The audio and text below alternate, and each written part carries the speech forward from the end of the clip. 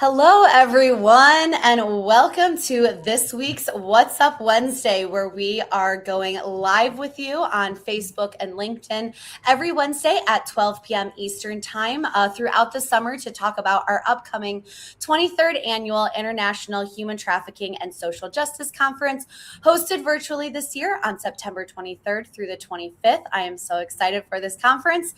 My name is Anna Schramm, and I am the conference organizer of this amazing conference, working alongside Dr. Celia Williamson, based in Toledo, Ohio. I have a special guest on with me today. Nora Riggs is the Vice President of Programs and Services at Cherry Street Mission, also based here in Toledo, Ohio, pretty much right down the street from me. So hi, Nora. Thank you for joining me today. Hello. Thanks for having me on. Good to be here. Yes. So today we are focusing on our art-related presentations at the conference. So last week I mentioned that we are a very diverse conference. We have a lot of topics that we talk about. And one of those is art and how art is connected and intertwined in the human trafficking and social justice field. So we will get into that in a little bit. But Nora, can you first start us off? Tell us a little bit about yourself and the work that you do. Yeah, absolutely.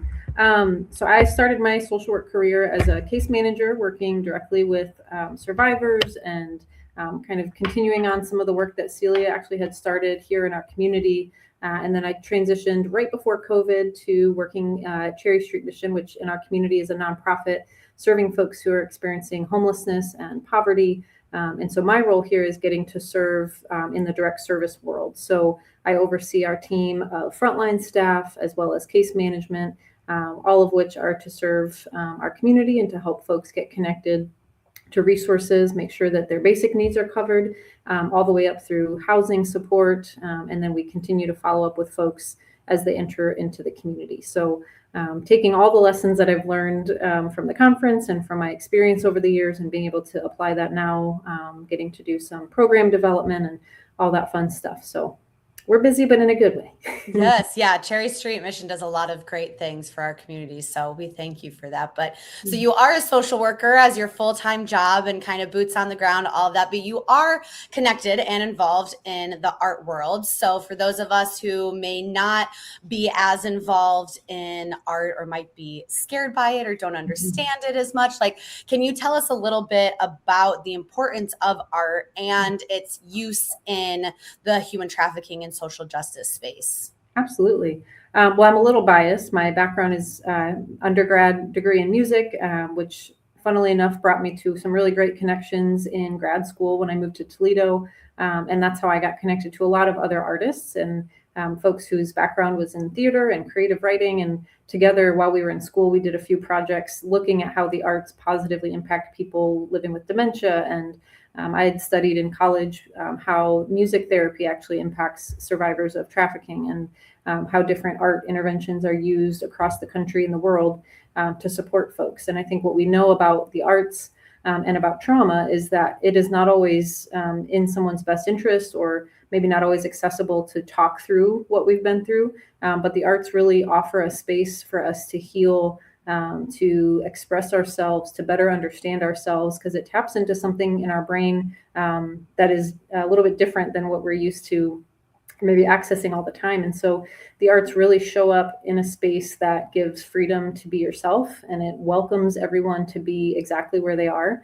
And I think it kind of levels the playing field a little bit, and it offers a space for people who maybe felt like outsiders to come in and say, this is for everybody, right? The arts is for all of us. And so I think it does often, and maybe even historically, kind of created a divide, right, where the arts were more inaccessible, whether that was due to cost or location or what have you. And so what we're excited to share at the conference is how we brought the arts to people and invited them in and met them where they are and showed up in spaces with intention, not to be in maybe your typical arts environments, right? We weren't in a museum, we weren't in a theater, we weren't in a concert hall, we were outside in free parks. And so one of the things that we'll share in our conference session and maybe a little bit today is how do we use the arts and bring them to people rather than expecting them to come to us.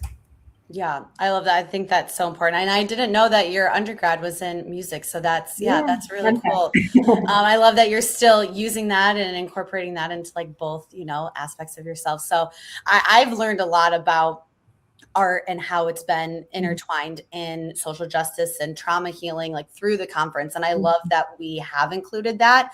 And I think it also helps you use like both sides of your brain, like the intellectual side and the more like art Yeah. creative side. And so I've really appreciated that we have these topics and talk about it at the conference, because people learn differently, they experience differently, and Yeah. art isn't just painting or Mhm. music, or like there's so many aspects of it in any way that you want to express yourself. So like Yeah. I really appreciate that and like that. So Mhm. you have been involved in the conference for Mhm. many years, as a volunteer, attendee, presenter, even when it was in person back in the day, and now that it's virtual. So tell us a little bit about your experience with the conference and why you keep coming back year after year. Yeah, I was trying to do some mental math Yeah.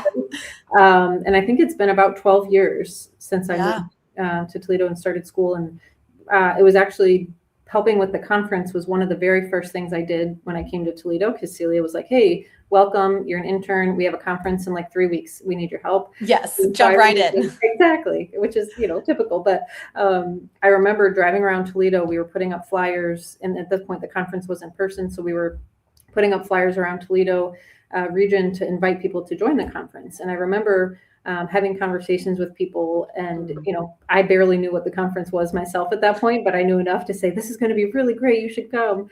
And then I got to sit in on the sessions and meet the presenters from around the world and hear survivors amplified. And it really just struck a chord in me that the conference is about what they say they're about, right? That we Mm-hmm. don't just say survivors matter, but we say survivors deserve space to have presentations at this international world renowned conference, right? Where we don't just want to hear from you, but we want to listen and learn from you, and really like embody what it means to be with people and to connect. And so I keep coming back because I think now more than ever, maybe we need connection, we need hope, we Mm-hmm. need to see that tangible change is actually happening around us. Um, and I say this a lot with my team, that if we need to hold on to every opportunity to celebrate, right, to celebrate Mm-hmm. goodness and to celebrate something that gives us hope, because there's a lot more weighing on us that isn't hopeful, right, that's really depressing and heartbreaking. And so to balance that for our own survival and mental health, right, we need to see the things that are making changes. And so I think the conference shows people real life examples of where change is showing up and where people are showing up, and where we're coming together, right? There's even virtually, I mean, you all have created opportunities for people to gather safely, and for people all over the world to have less barriers, to joining. And so I think it's such a unique setting where, again, you could talk to somebody who you otherwise would never have met, and maybe have a new friend for life and have a, professional connection that can support you. So I don't know where else you can get that, outside of this space. Yeah. Well, I'm biased too, and I agree with everything that you just said. I love, yeah, even with switching to a virtual format and how, successful that has been over the last several Mhm. years, but still maintaining the root of connection that you can still foster in an online space. And, it's helped even bring more people together Mhm. Yeah. from different parts of the world or different walks of life who wouldn't be able to attend an Right. in-person event. So we're glad that you are, still coming back year after year and have that, long-term history and also Mhm. dedication to the same mission that we are trying to do. So Yeah. you mentioned this earlier, but you are presenting at this year's conference. You have two co-presenters, Rosie Best and Rachel Daly. So your session is titled "The Belonging Project: A Play and an Attitude Adjustment." So I'm sure you're going to be talking about a lot of great information in that session, but do you want to give a little sneak peek or preview for the listeners for what you're going to be talking about? Yeah, thank you. I'm just so excited. This project has involved a lot of community partners, a lot of really grassroots efforts. And so essentially the project, as it sounds, was to talk about how we make sure that our members of the community feel like they belong, and how so often, especially in the community of folks who are unhoused, there's such a disconnect and there's such a dehumanization and a loss of dignity that comes with that lived experience. And so we came together because Rachel wrote this play years ago called Infinity, where she calls out some of that bias and stigma and includes people with experience of homelessness. And she brought it to Rosie through Issue Box Theater and said, hey, could we do this in Toledo? I want to showcase my local community. And long story short, we gathered folks together, and most of the actors have current or past lived experience of homelessness and other forms of trauma. And so to see these folks coming from, those experiences and being on a stage where they are sharing parts of their story and they're being heard, and not just heard, but celebrated and honored for what they've lived through, has really just struck a chord, I think, with so many people in our community. And so the presentation will talk all about the process that we came, how people could replicate something like this in their own community, and all the things that we've learned along the way, right? It's not been for lack of bumpiness, if you will, but we had 2 performances so far. They're getting better with each run, and we've got 5 more scheduled before the end of the year. So we're just so grateful to share what we've been working on. Yeah, I love that. I think that's going to be a really cool and unique presentation. I also love that you're sharing how people can replicate that and their community, sharing that knowledge, sharing, because I think a lot of people could benefit from something like that, and bringing the arts to people and having them be involved in that way. So I'm looking forward to that presentation. If you want to hear more from Nora about the Belonging Project, make sure you register for our conference. So our website's on the bottom of the screen. It's just traffickingconference.com/register. So I do want to highlight a couple of the other art related presentations that are going to be at our conference. As I mentioned last week, we have over 110 breakout sessions at this year's conference. So there is a lot to choose from. But remember, if you do register, you do have access to the recordings of the presentations to watch for 3 weeks afterwards. So even maybe if you don't choose an art presentation to watch live, you can go back, listen to Nora's, listen to these other ones. So make sure that you register to attend those. But some of the ones that I want to mention, so we have Anshel Jain, Logan Knight, and Sheridan Waldrop will be presenting on recipes for resilience, art, story, and self-care and social justice work. Then we have Mac Morrison, who will be talking about using poetry, psychodrama, and prose in the healing of trauma. And then Marcy Renee will be presenting her session titled Powerful Story, Art, and Creative Expression to Combat Human Trafficking.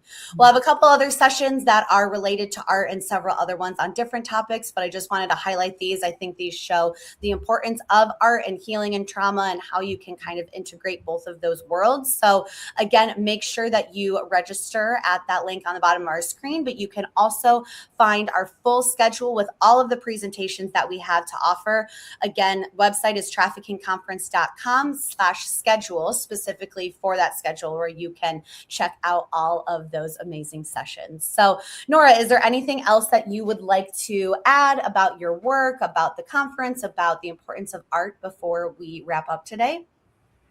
I guess I would just encourage participants to stay open. I think you said earlier, right, that it can maybe be intimidating, or if it's not something that we're familiar with, sometimes we naturally gravitate away because it's unfamiliar. But I think people will be pleasantly surprised by not only what they get from participating or learning through the arts, but really how they can see someone transform.